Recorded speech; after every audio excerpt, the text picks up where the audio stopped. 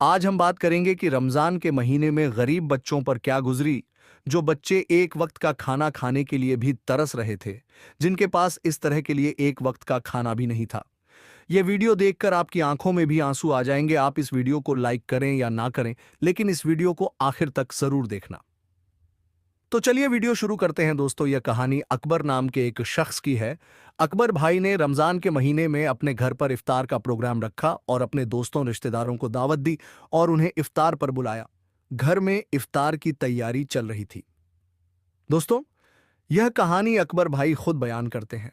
वह बताते हैं कि मैंने आम की पेटी नीचे रखकर अपनी बीवी से कहा, बेगम, इफ्तार के इंतजाम में कोई कमी पेशी नहीं रहनी चाहिए। बीवी ने कहा, और कितनी बार कहेंगे क्या?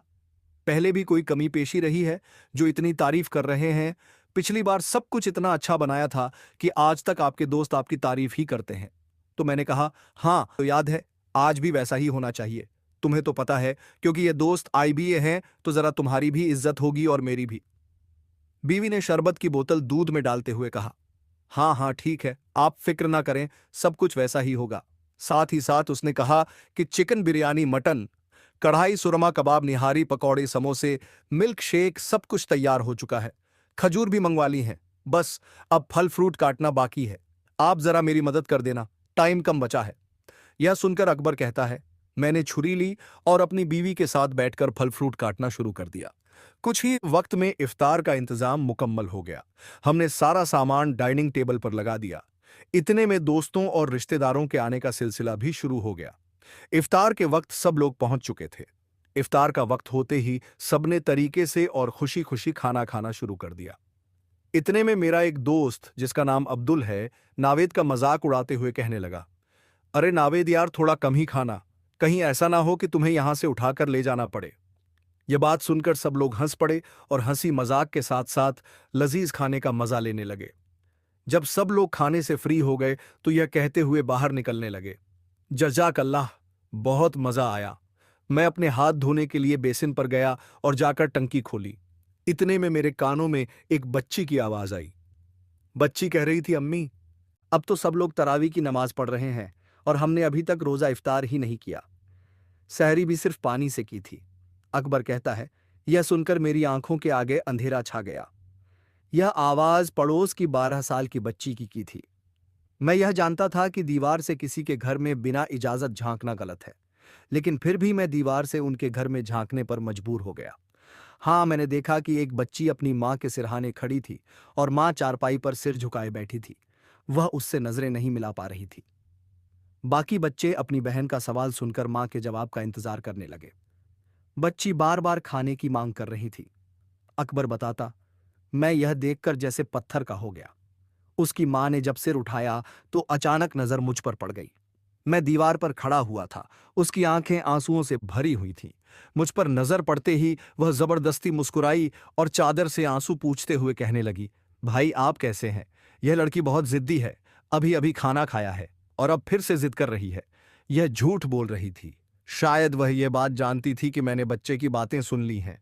मैं सोच रहा था कि जो मेरे दोस्त इफ्तार के वक्त बार बार खाने की तारीफ कर रहे थे और एक दूसरे से यह कह रहे थे कि भाई कम खाओ वगैरह, वह सब बातें जब इन्होंने सुनी होंगी तो इन पर क्या बीती होगी। अकबर बताता है, मैं यह सब बातें देख ही रहा था और सोच रहा था। इतने में पता नहीं मेरी बीवी कब मेरे पास आकर खड़ी हो गई। मैंने अपने आप को बड़ी मुश्किल से नॉर्मल किया और बिजली की तेजी से बाहर की तरफ लपका तो बीवी कहने लगी, अरे यार, कहाँ जा रहे हैं? क्या हुआ है? सब खैरियत तो है ना? आराम से जाइए। आखिर क्या हुआ है? बीवी सवाल पर सवाल कर रही थी और मैं उसके सवालों का बिना जवाब दिए बाजार की तरफ चल दिया। मैंने वहां से हर एक चीज खरीदी जो जो मैंने इफ्तार में खाई थी और उसे लेकर वापस चल दिया। मेरा हर कदम मुझे भारी लग रहा था। उस बच्चे की बातें और उसकी बेवा मां मैं नहीं भूल पा रहा था। घर पहुंचने में तकरीबन आधा घंटा लगता था, लेकिन मैं तेजी से चलते हुए सिर्फ 10 मिनट में ही पहुंच गया और दरवाजे पर दस्तक जैसे ही बच्ची ने दरवाजा खोला और मुझ पर नजर पड़ी, उसकी आंखें खुशी से चमक उठी।